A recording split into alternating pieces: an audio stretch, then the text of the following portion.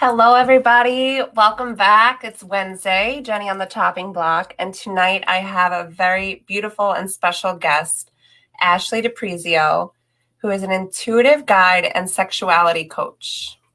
So, Ashley, thank you so much for being on. It's so good to see you, and I enjoyed our time before the show, so I'm so excited to dive into all the stuff that we have to talk about. Me too, and thank you for having me. I really appreciate it. So it'll be an adventure tonight. Yes. Always down for an adventure. Yes, me too. So, can I hear a little bit more about how you got into your passion and can we start with the intuitive guide? I want to hear more about that. Yeah, it's a really really good question. Actually, I don't know that anyone's ever asked me about that before. So, to make a long story as short as possible, oh my, no one has ever asked me this. How can I keep this as short as possible? You don't have to. So here's my belief is that we are all, when we come into this world, we're all energetic, cosmic beings, divine souls, whatever you want to call it. And when we're born, we're like this blank slate, and I've had two nephews who were born in the last 2 years, and they've really taught me, or 2.5 years, they've really taught me this lesson where they come in just wanting to laugh and love and be hugged and, and eat and poop, and that's about it. and that's literally all. And the thing is, I think children, we learn that we have all these gifts, these psychic abilities to see, to intuit things. And somewhere along the line, when we start to learn language, when we start to sort of engage in conversation, we start to learn things from our families, from our parents, and we start to give things meaning. And one of the things that we are taught is to listen to me. Like when kids say no or why, parents are like, because I said so. Well, maybe the child has an intuitive hunch that they don't want to eat that, I don't know, broccoli because it doesn't feel good in their belly. Or they don't want to go somewhere because there's someone or something or a dog or whatever.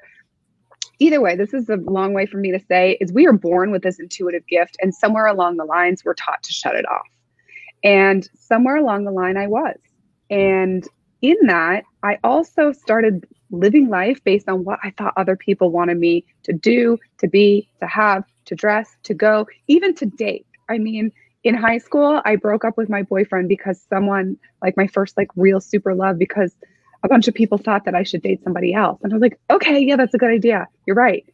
All because I wanted to be loved and accepted. And so somewhere in the 30-ish years of trying to predict how other people wanted me to be instead of listening to what I wanted, I finally woke up one day with a life that I didn't even recognize, being a person I didn't even recognize. It's like from the outside, everyone would have thought that I had it all. I was married to an incredible man. I live in San Francisco, one of the most beautiful cities ever. I had a cybersecurity job where I was making $250,000 a year. I had a house in South Boston, a very desirable neighborhood at this point, steps from the beach, investments, you name all the should do's. I did them all, except have a child, of course. And I was miserable. I was absolutely miserable. And it was because I was listening to everybody and everything else except me.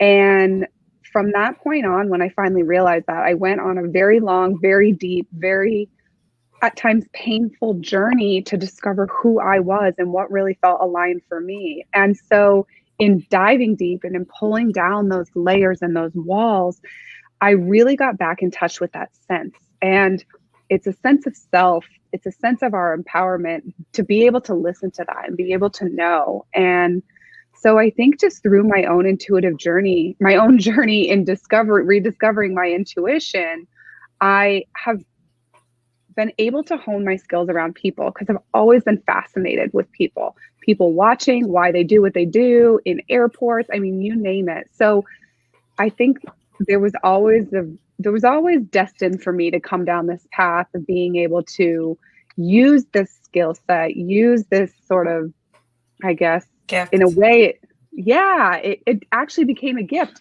because my whole life I was trying to intuit what I thought other people wanted me to be, do, and have, and all of that. And then now I've been able to switch it and use it for something that's more empowering. So Anyway, that's the first time I told that. That was just probably a little long. No, I love that. It hit my heart. I'm so happy I'm so grateful that you've shared that. And I hope that everybody responds to that, because there's so much to that. Hey, Raphael. Good to see you. Thanks for joining. We have a number of viewers, so I'm going to post some comments. Awesome. And then Ashley, I want to hear a lot more about the sexuality coaching that you do. How has that been looking for you? Oh yeah. So that is such a fun part of the most recent chapter in my journey, I will say. And the story to that is really interesting. In doing all this self-discovery work, attending every Tony Robbins event that I could attend outside of, being a platinum partner, because I'm not yet. Yeah, let's go. Woo! Yeah. I did a year-long, very intensive coach training, personal development, and leadership training program. That's all. It's a spin-off sort of Landmark, or similar to Landmark, and it's all coaching the being. So it's ontological coaching is what it's called. And then I mentored that for 9 months, and I've done a whole host of other programs and whatnot. One person I would definitely recommend to viewers, if you all have not checked him out yet, he is a very dear mentor of mine. I've been working with him for about 9 months now. His name's Jim Fortin, and I would highly recommend checking out his podcast. I think it's called the Transformational Oh gosh, what is the name of this podcast? Either way, Jim Fortin's. It might just be the. I'll post it after, definitely. Yeah. But start with episode 1. Listen all the way through. I promise you, it will change your life. Cool. Because it did mine. Beautiful. Yeah. So I was doing all this really intense personal work, but the one piece that was really missing, or maybe I was avoiding, I'm not really sure at this moment, but it was around sexuality. It was around my sexual health and who I was as a sexual being, or even acknowledging that I was a sexual being with sexual desires. And so around last fall, it was actually, I happened to come across the erotic blueprint. Cool. And yeah, I'll send you the link for it afterwards. And I took the quiz. And that was kind of it. And then I'm on the email list with Jaya. Do you feel comfortable sharing your the main one? Oh, totally. Yeah. So for anyone who doesn't know, the erotic blueprint quiz, it's basically like the 5 love languages. And I'd be happy to dive in a little bit more to the blueprints if we have time. But this woman, Jaya, created it. And she's been, a sexological body worker in the studying human sexuality and trauma and all this other stuff, for 20 plus years. And so in creating this quiz, it helps us understand our own language and our partner's languages and how we can match them up, what our superpowers are, what our shadows are. So the 5 of them are energetic, sensual, sexual, kinky, and the 5th one is shapeshifter. And so shapeshifter is a combination of the other ones. You're a shapeshifter? Kind of exciting. So right when I first took the quiz last year, I was sensual. That's me. And yeah, super high sensual. What I've learned now is I have a lot of the sensual shadow stuff. And then I recently took it, and now I am like equal sensual kinky, like almost like on the other side. But I really feel like as I grow and evolve, and this is an area that's so fun because we get to grow and evolve too, that like we can become a shapeshifter and we can have the experience of all of them. And then it just makes right? Like it makes so much more available. It's like this whole other menu of fruits and vegetables all of a sudden became available because we opened up into different blueprints. And that's part of the work that I do now is coaching people in their blueprint, understanding it, but then how do we feed your blueprint, and then how do we expand you into your blueprint and other blueprints as well? Maybe the blueprint. That's remarkable. I love that. That's so amazing. I didn't know you had the connection to her and her work. That's amazing. Well, I will tell you that it was universe guided me completely, where I got the email and I was like, $500. I've already gone to a bunch of events this year. It's in Colorado. I'm not going to go. And I happened to send it to, I think you know Katie Carlson, right? Yeah. Yeah. So Love Katie. Good friend. So sweet. I happened to send it to her and I said, hey, this is in your neighborhood. It's only $500 for the weekend. You should Oh, go. the erotic ball. You guys went. Oh, okay. You went Mm-hmm. together. Cool. Mm-hmm. Mm-hmm. But we got our tickets for free. I sent it to her. She happened to know somebody else and was like, oh, we can get our tickets for free. And turns out 9 months earlier, I had actually met the woman, Leah, in a way different outside environment that gave us the tickets for free. So I was like, okay, free tickets, free place to stay, and I have points. Okay, I guess I'm going to this event, even though I really didn't I'm all evented out. And while I was there, it was incredible. I learned a lot. I felt something free, like free myself up in the erotic ball. And then something told me I needed to join her coach training program. And I'm like, I do not need another training program. I'm sure please tell us, please comment, let us know if you can relate to that, where you're like a program junkie. Because that's what I thought. But something just told me go. And so I was like, okay, this is a lot of money. I'm going to do it. So I signed up. And as soon as I got home and I started getting all these emails all fall, I was like, email overwhelm. I can't do this. Just kept filing them away. And so when the program started in January, I was like, I'm too overwhelmed. I have all this other stuff. I'm not doing it. I was resist so much. I called people. I spoke to Leah, the woman who originally got me in. I tried to get out. And the woman's like, you can get out if you want. You'll get most of your money back. So I decided, all right, I'm free on this. I happened to be free the first Saturday that they were doing the call. So I went to the call, and the first thing she started with was pleasure first. And it was like breathing and getting into your body and starting to just feel your hand and for me, it was like, oh, like, holy shit, this was what has been missing in my life, was legitimate pleasure and allowing myself to feel pleasure. So I was like, okay, I'm in. I'm going to figure it out for this program. And I still resisted for a really long time. And it totally cracked me open. I was like, this is the missing link to all of the personal development world, because we skim the top of it. We kind of talk about sexuality. We really talk about relationships and what men need and what women need. Mm-hmm. And it literally skims the surface. So for me, understanding this, I was like, this is the missing piece. This is the place where we need to dive deep, because it has a domino effect on everything else in our lives. Absolutely. That's so remarkable. I definitely, I don't know if you know when the next ball is, but I would love to be a part of that, because I know Steve and Katie, we did I was in her Inspired Heart Mastery Mastermind. Mm-hmm. It just ended yesterday. I'm so sad. But we went over a little bit of her and Steve kind of spoke on the ball and just certain takeaways. And I don't know, I would love to be a part of that.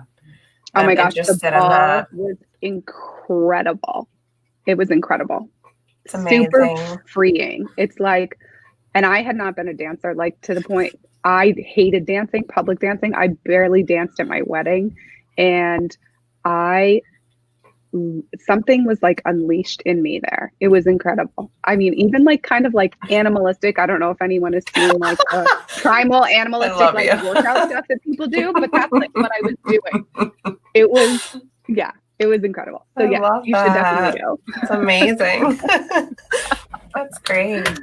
So I want to touch on a little bit. Thanks for sharing all that. It's so amazing. Yeah. I wanted to touch on, because I saw you on another call and you were just talking about your love and journey to California and how much, I know we spoke a little bit before about how you saw yourself living there, and what do you think really drew you to there, and what makes you so happy being there? Great question. Thank you. So having grown up in Boston, I had always been sort of a warm weather girl. So that, if I answer it really quickly, I'm like, no snow and sunlight. That was it. But to be honest, the real story was I was destined to live here. And what I mean by that is, when I was in 4th grade, I did my state project on California. And I remember falling in love and being like, I can't wait to go to California someday. And I don't remember my dreams very often.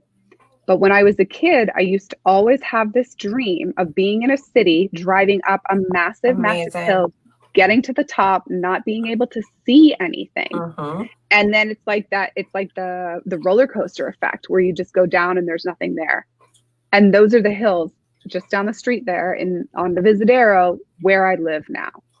So that was the precipice. Then in 2005, I still had never been to California before, but 2005, I was 20 and I was on semester at sea, and that's a whole other story, but I ended up in San Francisco for 8 hours. I forgot about that.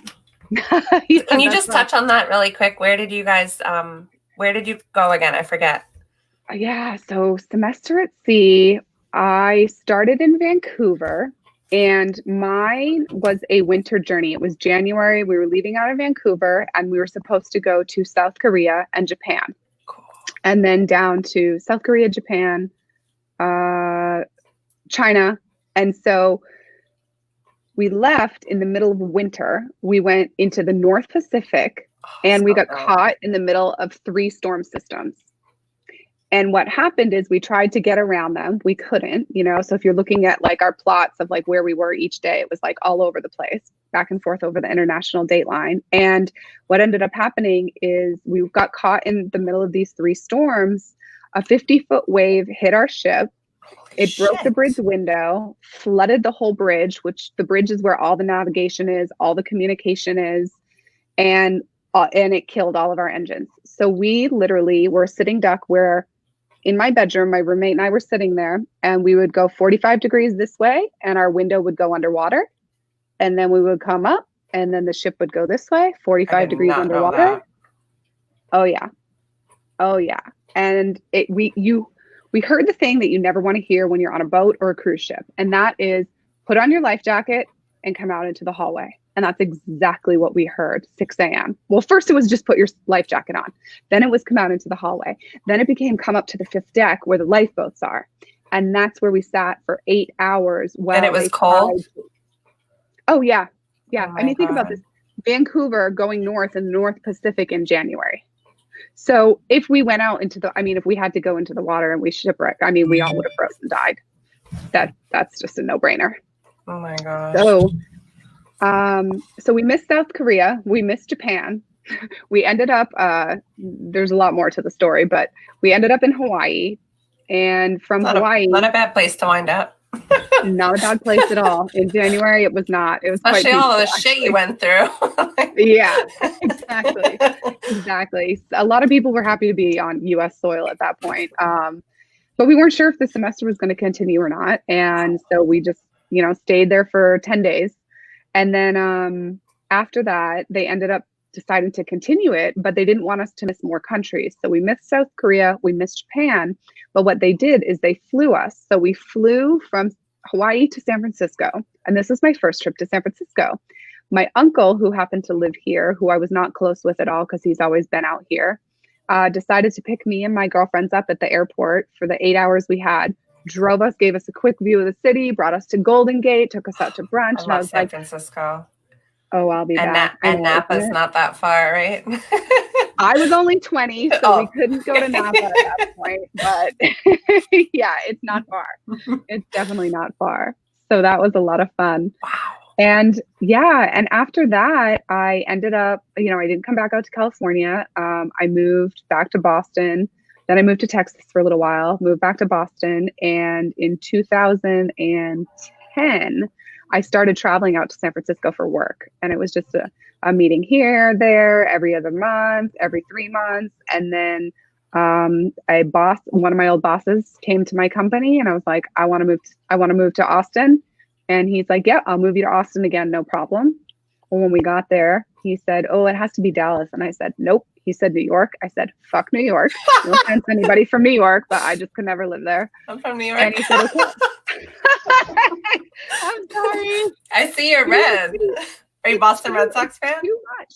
Yeah. Oh my God. Yeah. It's not about that. I still love you. It's the energy of New York.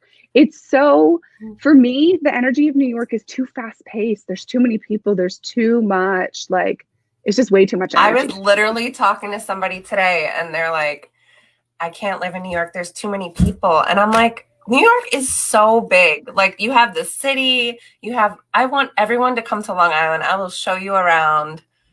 It's beautiful. The beaches are beautiful. It's calm. And then you got There's so many places in New York. New York City, I get it. There's a lot of energy. And sometimes and that's what I mean. That's what I would have had to live in New it's York a little City. tough, but yeah. Well, my dad went to Long Island University. I've never been, but I would go there. There are a couple places I would go. I know personally I could not live there. I understand. So yeah. So anyway, yeah, he moved. My boss said, well, San Francisco's the other option. I said, done. Here we go. And then when I finally landed here, I'd been flying out here, but when I landed here to live here, I just knew I had this feeling of I'm home. Wow. This is where I'm meant to be. And that's where I was meant to be for the last 7 years. I love it. And you light up every time you talk about it. I'm happy for you.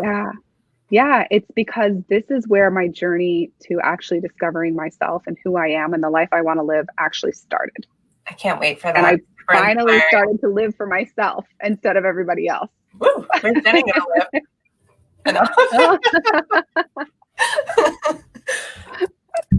So I also want to talk about your podcast, and I'm so blown out of the water that you're on Hack.Mankind, and you have a segment, Art of Power, which is the name of your podcast, every Wednesday at 12 p.m. Pacific Standard Time. I want to hear everything about how that happened, how you're connected with them. What's your podcast about? Yeah, great question. So Art of Power basically came to me last summer when I was living out a childhood dream of mine, which was I think in like 5th or 6th grade, you write a book, you get the big white book and you write a book. So my story was called Summer in Malibu. Wow. And ever since then, I always wanted to spend summer in Malibu. Malibu. So beautiful. It's so, right? It's so beautiful. So last year was my sabbatical year where I didn't work. I kept a handful of clients and that was it. And it was the first year. So talk about back to the intuitive conversation. Intuitively, I was being told to quit cybersecurity, leave cybersecurity. This is not for you anymore. Sorry, I didn't ask that. I was dying to ask if you still did that. And I knew you did. I wanted to know why. No. We're getting there. Yeah. And I happened. And so it was in September 2019 that I said, I am done. I am done. I don't know what I'm going to do, outside of continue the coaching that I'm doing, but I wasn't making nearly the amount of money where I was making, $250,000 in cybersecurity. And then it's like, my coaching was like, a fraction of that. And so I was like, I don't care. And my boss tried to offer me more money. And I said, no. And I said, I'm taking a sabbatical. I'm taking a year to discover me. And I did that. And I still lived at the same, style of living and attending events and doing all this stuff. But the reason I share that is because I listened to myself that this was not the right thing for me anymore. And I didn't know what the answer was, but I knew that that wasn't it. And I knew that I had to give myself time and I had the opportunity to do that.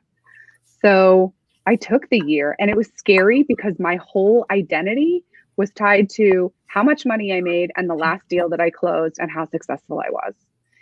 And I ripped that all away. And then that was last year. I mean, so many stories there, but ultimately it led me into last summer having a free place to stay in Malibu because of someone that I met.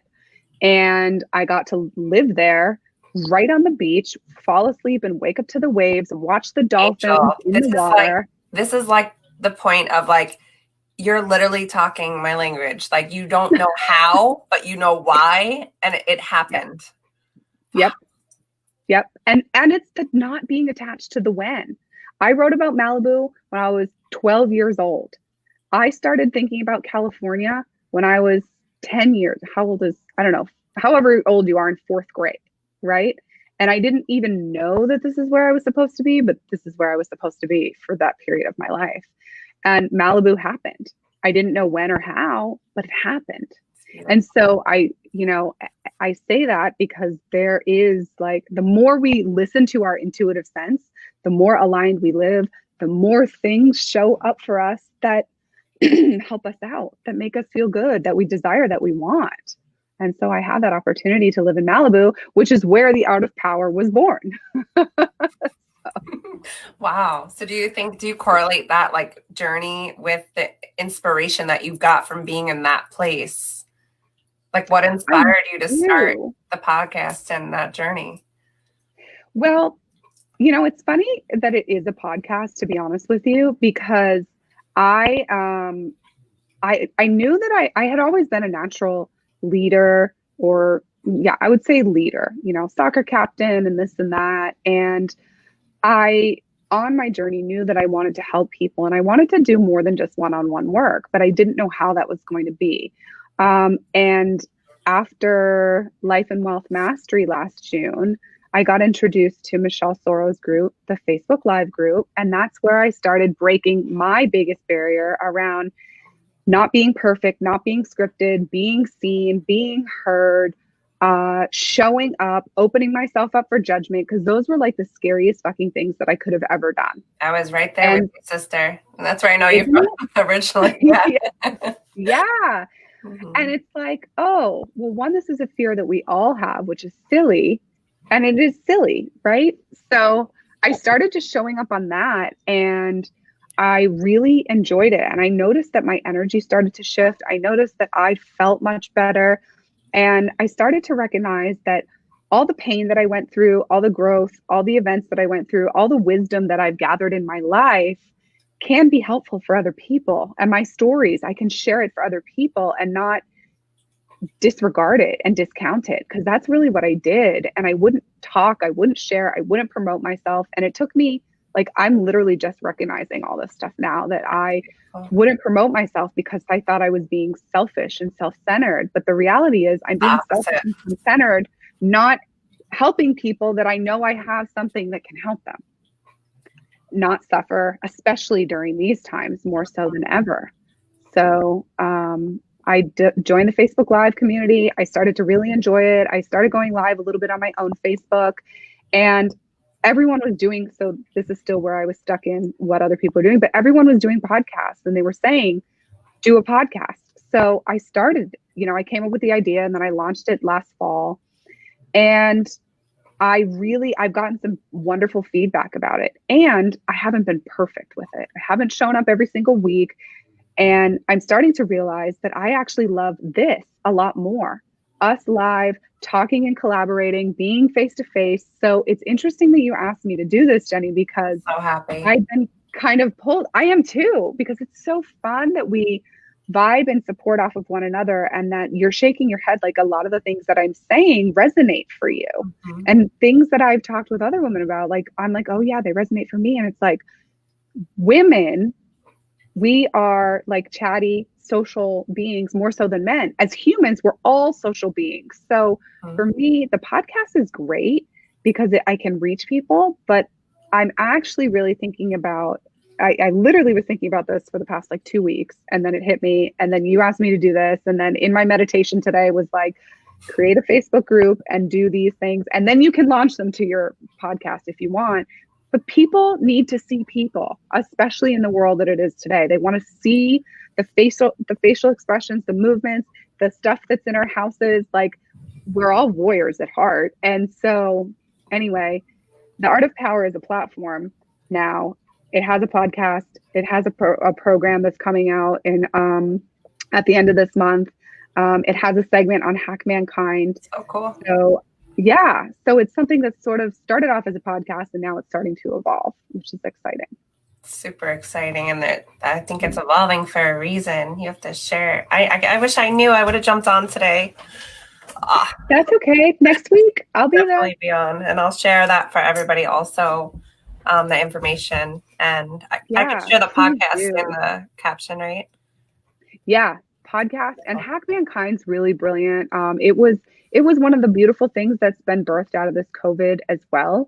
A lot of the Tony Robbins family is part of it and leader. And the intention is for community and for hope. And there's lots of different experts, from finances to relationship to health and wellness to legal stuff, like anything that people might have questions about now during this time where they might feel at a loss for resources is really what it was designed for.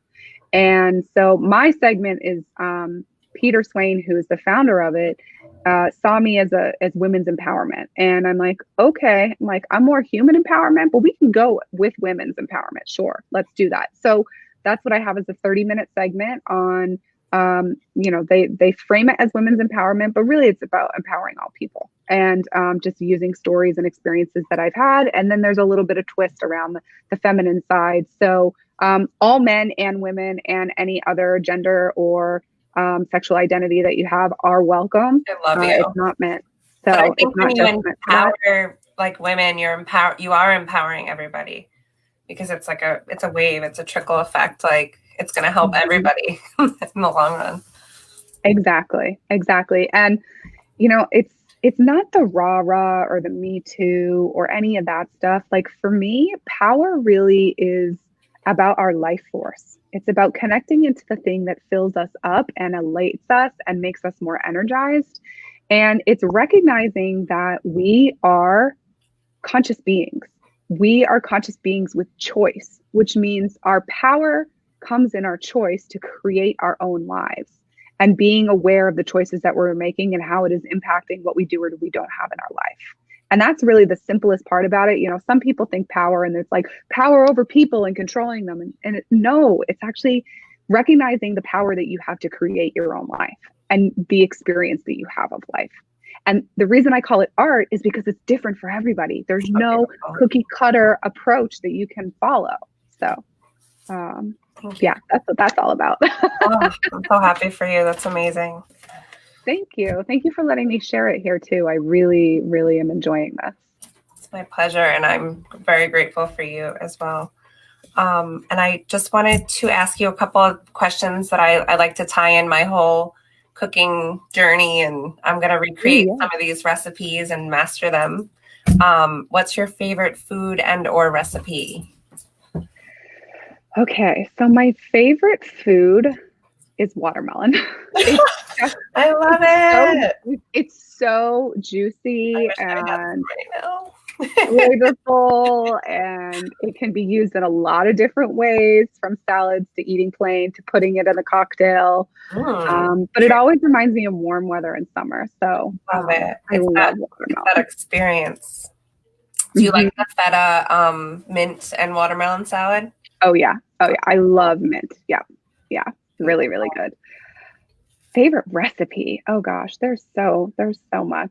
I really like carrot ginger soup is like one of my go-to easy things. It's just so delicious and versatile, and I make it most of the year actually. So a blessing of being in San Francisco is sometimes we have 50-degree days that feel really cold, so I can have soup even if it's in June. So. Amazing. It's so good for you. Actually, I had another guest on that recommended that, so that might have to go in the cookbook, y'all. Oh, awesome. Well, hopefully New York is going to get some warmer weather, and you can it's going to be fall for it. It's going to be 85 on Friday. I always map out the weekend because I actually have some time to do what I want. So 85, it's going to be 85 Friday, but then it's going to be thunderstorms, which I don't even know how that works. And then Saturday is 75, and then it drops back down. Who knows? Well, hey, it's better than, I don't know if New York got snow last week, but everyone I know in Boston was complaining about that. So I was like, well, spring will be here eventually. I was in the shower and I'm like, I looked out the window and I'm like, it's snowing. Like it's snowing. This is awesome. I don't know. Weather really doesn't faze me anymore, but it was kind of, it's just funny. It's like, wow, okay, hey. And then the next day was like hot. So I'm like, all right, well. And then I want to ask you, one of my favorite questions to ask people is, if you had a superpower, which you do, but if you had to, one of the, superhero powers, what would it be? I would like to see energy. Like I would like to actually see things. And I know that there are people who are clairvoyant and mediums and all of that. I can feel things, I can sense things, but I would love to see them. And it's just totally my ego that wants to be able to see that's what a superpower. I think we all do. It's funny. I was just on a call before this with Master Co, and Lorelai Mariano's mastermind, and she asked Master Co, like, can you see energy? I'm still not sure how he answers it. Raphael, if you could chime in. But it's interesting. And like I feel like I could see it sometimes, but it's not like the colors. It's just like, well, sometimes I could see like yellow, or I could see like white. So you can. But not like how I think I could if I knew what I was doing, or like why it came about. Right. Like how I see it. Right. Right. You're just learning to crawl right now, but you can see it. Yeah. So once you start walking and practicing, right? I'm like, whoa. That's a cool gift though. So like, yay. Yeah. I discovered it at funerals, which is kind of weird. Like when somebody gets up to speak about the deceased, like that's where I was like, whoa. I just saw like that. Yeah. And now I see it and I think it's when somebody's really speaking their truth, or sometimes during deep dive meditations, afterwards I could see, I don't know, maybe it's in my head, but I feel like I could really see it. Trust your intuition. Trust your intuition. Trust your intuition. Yeah. Definitely.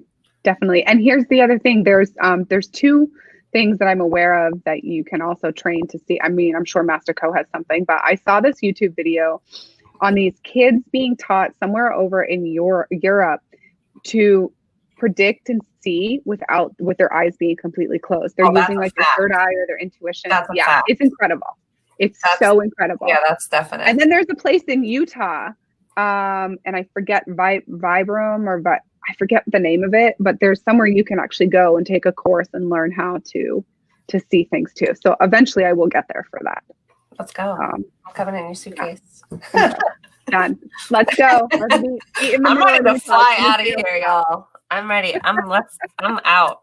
I'm ready. Where's your first place you're going to go? I'm going to Chicago in July.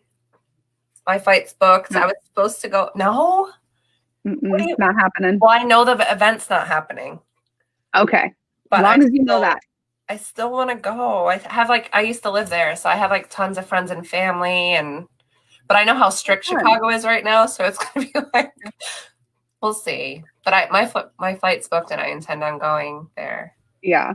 Yeah. Okay. Totally go. Have a great time in Chicago. I literally haven't been to Chicago since 2008, I think. But I love it. It was in the summer, and I really liked it. I love Chicago in the summer.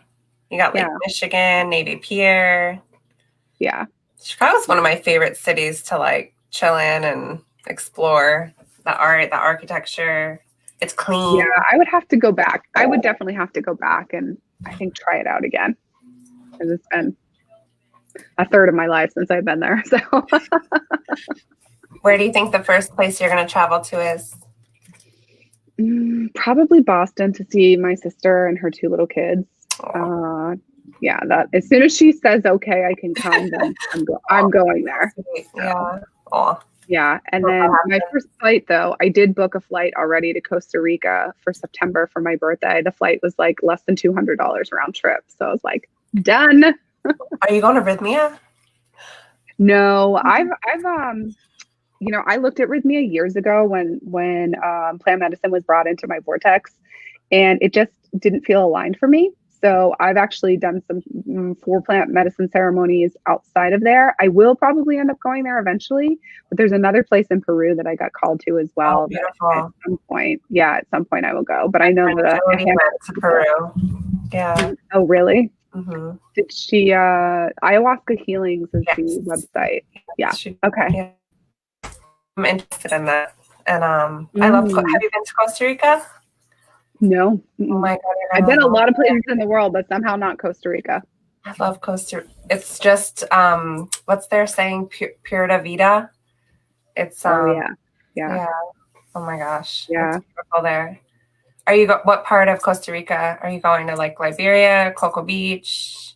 I have a flight. I have a flight into San Jose, and that's all. Cool. Perfect. Yeah. Cool. Awesome. Yeah. So any advice you have, feel free to just send it along. I'll take it. It's beautiful there. I loved it there. Yeah. And then I just want to ask you if you have anything that's on your heart that's maybe helped you throughout this time, because I know that we all do a lot of work on ourselves, but sometimes, you know, things do affect us. And if there's anything that kind of helped you through that can inspire the rest of us. So, yes, there is a saying that I came across that I'm sure people have heard many times before, and I forget the source of it, but basically, it's this too shall pass. When things are bad, remember it won't be this way. Just take one day at a time. When things are good, remember it won't be this way. Always enjoy every great moment. So, whether it's a great moment, whether it's this moment of COVID, whether it's something else, it will pass. So, just enjoy it and be present. And that's it. And that's what I've been doing this whole, I think I've been here now for 7 weeks. I was in Florida when it first started. So, wow. Yeah.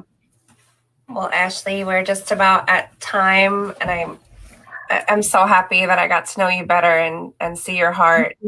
And thank you. It was really amazing way to end my day. So I just want to thank you again. Likewise. Yeah, thank you, Jenny. I really appreciate you reaching out and creating the connection. And you're a wonderful host and guide. So thank you. Thank you. Yeah, seriously. And thank you, everybody, for watching. And hopefully you could see us again together soon. And have a great rest of your evening. Love you guys. See you tomorrow. Bye. Ciao.